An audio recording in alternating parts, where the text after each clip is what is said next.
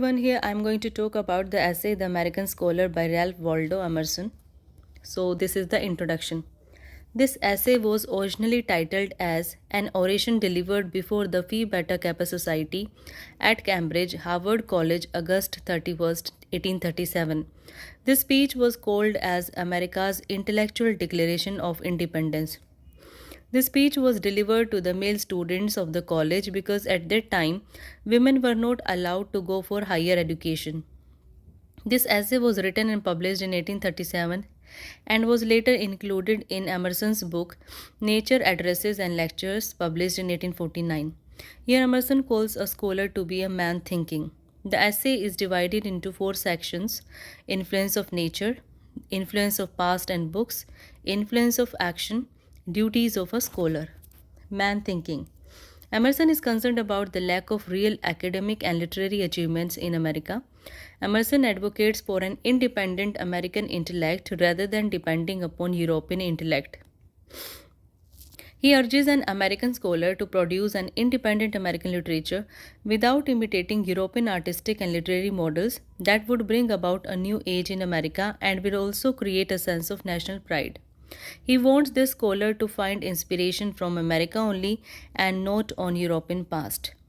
He says that earlier the scholar was a man thinking, but now he is a mere thinker.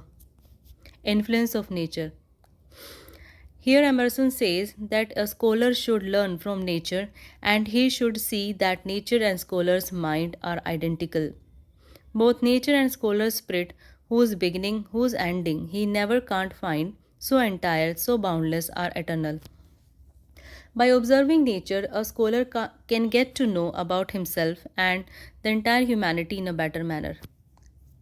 A scholar should study the savage nature of America because nature plays a primary role in the development of a scholar.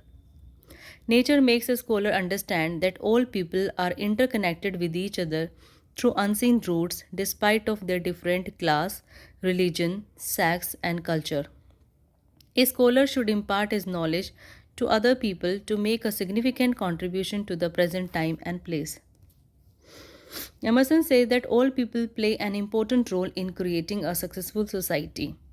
People should believe in social unity and they should make collective effort for the betterment of the society. A scholar should interact with a variety of people to better understand universal truths that is going to benefit everyone. A scholar should see the reality and ignore the appearances to develop his ideas so that he can help other people also to understand reality. Emerson says that a scholar should focus on the ground reality of the neglected, common, and low people so that people belonging to upper class can feel that they have something in common with them and they can make efforts to uplift them. So, the focus on common people will ensure equality and justice. Emerson says that only a scholar can make America to get rid of sluggard intellect to bring about a new era in America. Emerson wants a scholar to explore America's landscape to create new ideas. America's newfound independence created an emergent need to bring about an artistic revolution in America to create an independent national identity. A scholar should understand and observe nature and create literature that can inspire and motivate people from all spheres of life. A scholar should not remain dependent upon formal education to develop his ideas, but he should focus on one's own first hand experiences and observations. A scholar should learn to be self reliant and create something new and original rather than passively accepting other people's ideas. Influence of books. Emerson says that a scholar learns about past from books. He says that books reflect the social standards of the time when they were written, so these books give partial truth. A scholar should not get discouraged to write books in present just by reading the past books written by great writers. He says that each age must create its own books. He says that these books can be dangerous to the scholar as sometimes these books demotivate the scholars to create new ideas.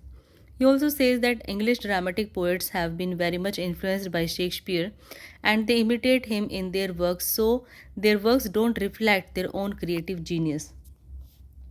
A scholar should read history, science, and other such subjects, but they should not sacrifice their creativity by memorizing the texts. A scholar can read past books to get inspirations to create something new in present times. The influence of action. A scholar should engage in physical action. It is important for a scholar to put his principles into action. An active scholar is better than somebody who relies upon other people's thoughts and ideas. A scholar should maintain a balance between action, labor, and contemplation. The scholar's duties. A scholar needs to make people to see facts amidst appearances. He needs to observe people and their psychology. He should believe in self trust and self realization, and he should not be influenced by popular opinion. His duty is to show the path of truth to people. He should be free and brave so that he can face all the social and political problems courageously. He should have self confidence so that he can influence people with his ideas and opinions. A scholar should encourage people not to be afraid of any problem. A scholar should be ready for self sacrifice so that he can face hardships, poverty, and solitude to make observations that are going to benefit the society. A scholar must be courageous, independent, and original in his thoughts and action. A scholar should communicate noble thoughts and ideas to people based upon his wisdom of the past.